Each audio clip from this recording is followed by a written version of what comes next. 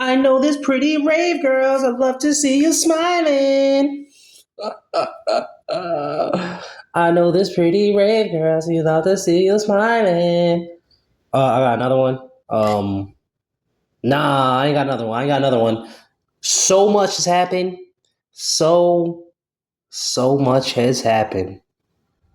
Hey, life is good. Life is good. Let's start off with Haitians. We're starting off with Haitians. We're barbecuing. Not that barbecue.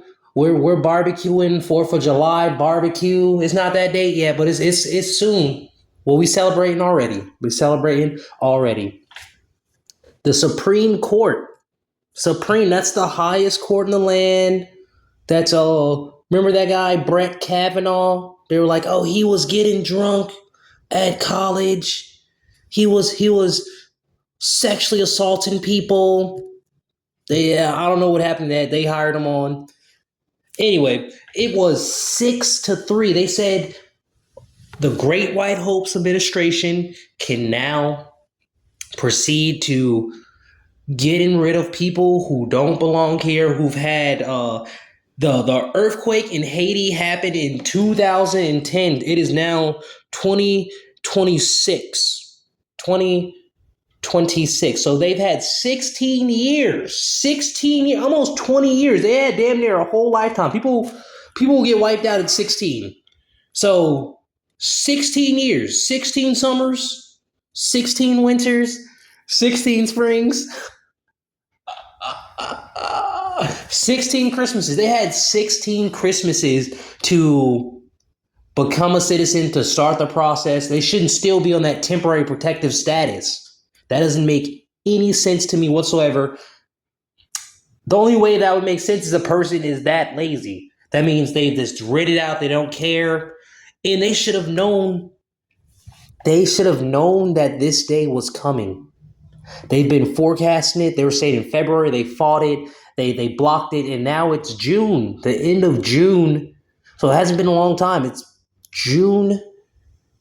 And if I was Haitian, if I was a Haitian person, I would have left already. I would have go to a country that loves immigrants. America, we don't really like immigrants that don't speak English, that don't really contribute.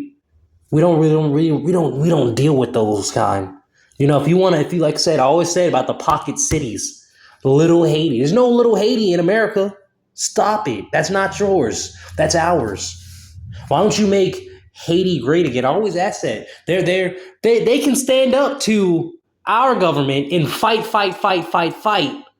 But when they're there in their own country, they don't want to fight nothing. They don't want nothing. They just want like one single man rule the country. One single man in fear. He can bleed.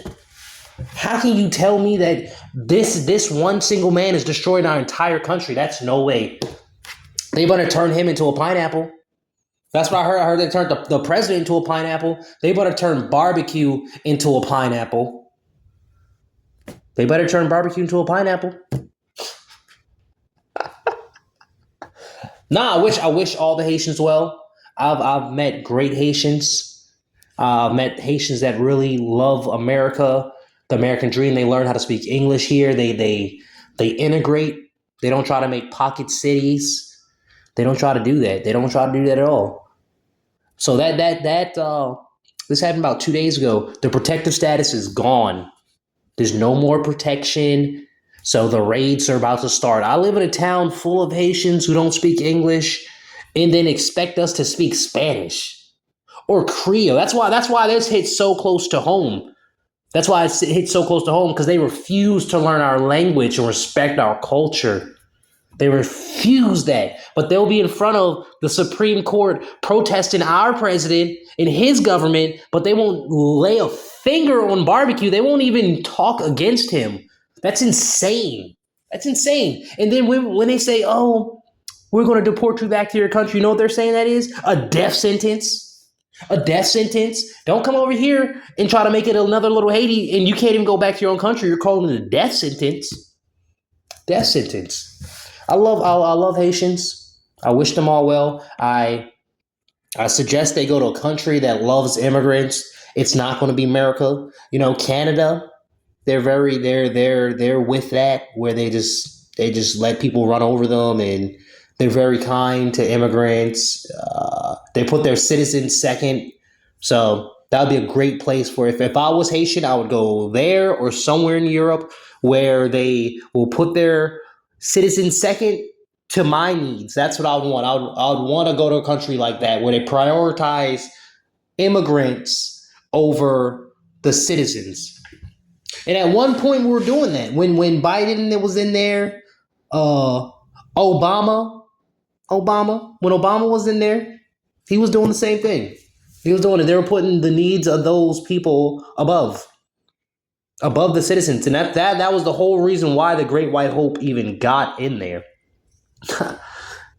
I wish them well. I wish them well. It's not just them either. It's other groups of people, but the main people that affect me personally are the Haitians, because they refuse to speak our language. They're rude, but it's not all of them. It's only some of them. It's only some. Um, we're going to talk about Iran real quick. Iran up the stairs. Iran, Iran, Iran. Get your burqa on. Put your burqa on. Iran and put my burqa on. We said we're going to not. We said we're not going to fight them. They agreed to our terms. We've wiped out their entire military commandership. So the Ayatollah, we personally killed their leader. You know our MO. We go in there, regime change. You know how it goes. And we made an agreement they were going to open it back up. They didn't open it back up, so we're back to bombing. And it's just going to be like that until they understand we're not playing. We're not going to let some Muslim country in the middle of nowhere try us. That's not happening. That's not happening. In what world does that fly? It's not going to fly by. We have been doing precision strikes on them all day. All day we've been precision striking them.